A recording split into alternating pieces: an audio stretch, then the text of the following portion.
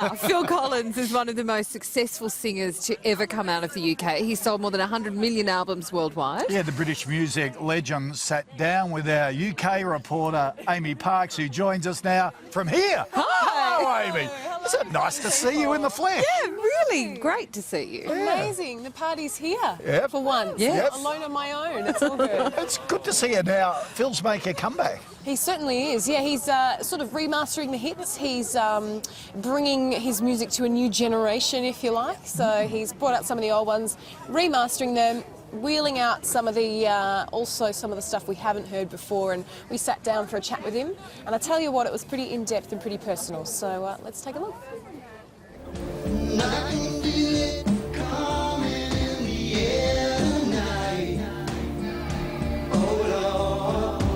You know the voice. His songs are timeless.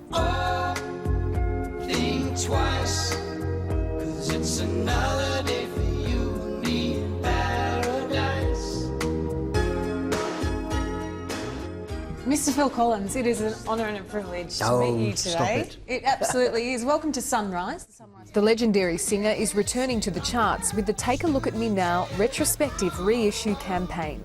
It begins with the November 6 release of extended and remastered versions of his classic albums, Face Value and Both Sides. It made sense to me for once to think about maybe putting it out there, and so it could be rediscovered. I mean, I know we all know that it's played on the radio a lot still.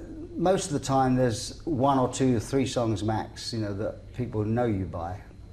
It's either In the Air Tonight, Against the Odds, Studio, You Can't Hurry Love, But every album has 10 or 11, 12 songs, and those other songs I quite like, I mean, I thought they were good enough to go on a record. And I've reshot the covers, which was actually one of the things I was most excited about, because a lot of people wouldn't do that.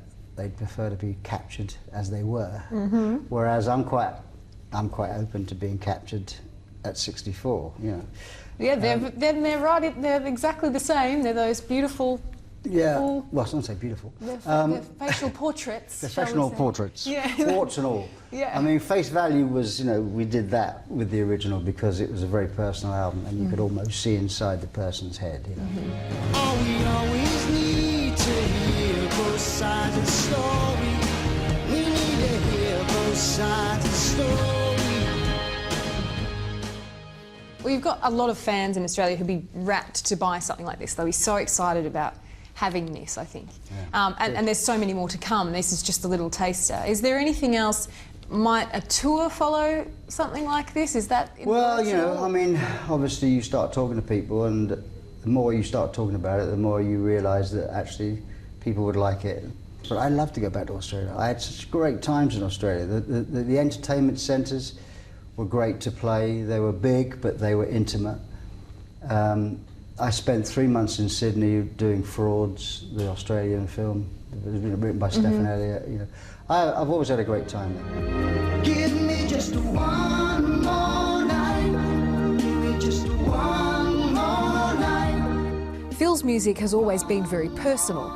Face Value is often referred to as the divorce album. I've never been shy about writing about what's happening to me. That's what I do. I write about me, and if that's what's happening to me, then that's what you're going to get. In more recent years, Phil has faced a battle with the bottle. He says alcoholism almost killed him. I can describe what happened. Like suddenly, from being totally workaholic and having a family, I take a work away because I want to be at home to bring the kids up, and then the kids move.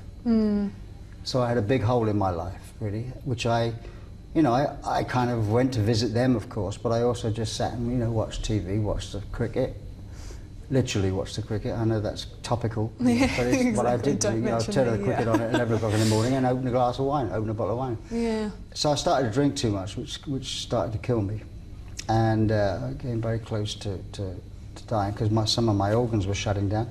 So that kind of was a rough period, but I haven't had a drink for 3 years, don't drink anymore. The kids are happy about that as well. How are you? Where are you at now? How are you feeling with everything now? I'm great now, great.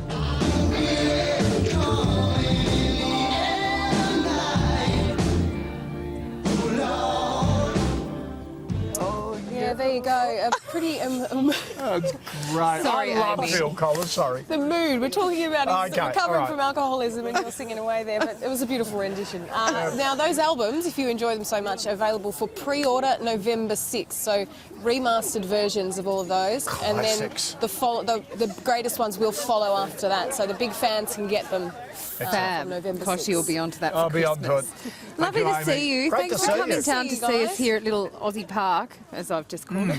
Give Amy Parks a round of applause, will you? Well done. See? It's a great crowd. Excellent.